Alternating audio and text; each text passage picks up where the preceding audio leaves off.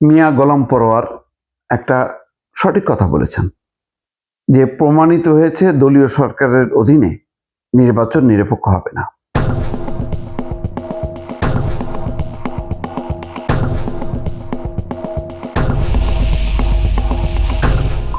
বাংলাদেশের যে কাঠামো, এই কাঠামোতে সত্যি সত্যি যে নির্বাচনগুলো কন্ডাক্ট করে প্রশাসন, নির্বাচন কমিশন, লোকাল প্রশাসন করে পুলিশ, লোকাল প্রশাসন, নির্বাচন কমিশন এটা মধ্যস্থতা করে বা আয়োজনটা করে দেয়, কিন্তু ইমপ্লিমেন্ট করে লোকাল প্রশাসন, পুলিশ।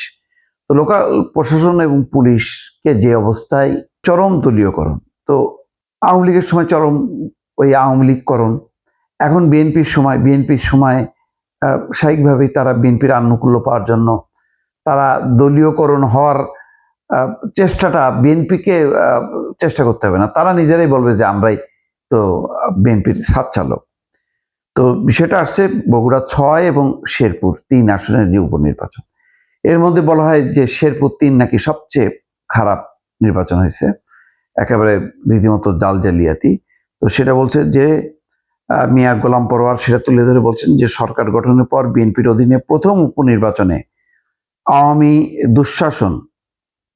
দুঃশাসনের মতো বিএনপির আমলে মাগুরার নির্বাচনের দৃশ্যের মতো 2টি আসনে উপনির্বাচনের মাধ্যমে আবার প্রমাণিত হয়েছে দলীয় সরকারের অধীনে কোনো নির্বাচন নিরপেক্ষ হবে না। কিন্তু ঘটনা হলো কথাটা সত্য, কিন্তু উপনির্বাচন এখন যখন নাকি জাতীয় নির্বাচনটা হবে তত্ত্বাবধায়ক সরকারের অধীনে ভবিষ্যতে, কিন্তু সারা বছর ব্যাপী 5 বছরের মধ্যে অসংখ্য নির্বাচন হবে, উপনির্বাচন হবে, জাতীয় পর্যায়ের উপনির্বাচন অর্থাৎ সংসদের উপনির্বাচন, লোকাল নির্বাচন, মেয়র সিটি নির্বাচন, জেলা পরিষদ নির্বাচন, উপজেলা পরিষদ নির্বাচন, তারপরে হচ্ছে ইউনিয়ন পরিষদ নির্বাচন।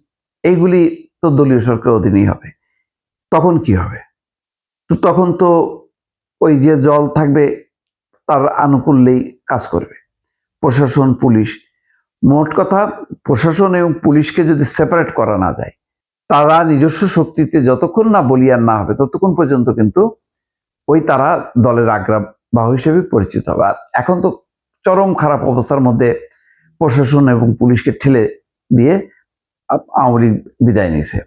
তো এই মাঝাভাঙা প্রশাসন পুলিশ নিয়ে তো এখানে যদি জামাতও ক্ষমতায় আসতো, ওই উপনির্বাচন হোক আর ইউনিয়ন পরিষদ, লোকাল নির্বাচন যাই হোক না কেন, সবগুলিতেই সরকারি দল আনুকূল্য পাবে। এর উপায়টা কি?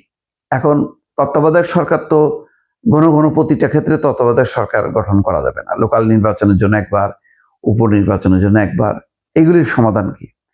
এইগুলির আসলে কোনো সমাধান নেই যতক্ষণ না পর্যন্ত বাংলাদেশের সেপারেশন অফ জুডিশিয়ারি, প্রশাসন, পুলিশ, তারা যদি নিজস্ব শক্তিতে যতক্ষণ না বলিয়ান না হবে ততক্ষণ পর্যন্ত এই অভিযোগ নিয়ে কিন্তু সরকারি দলকে চলতে হবে।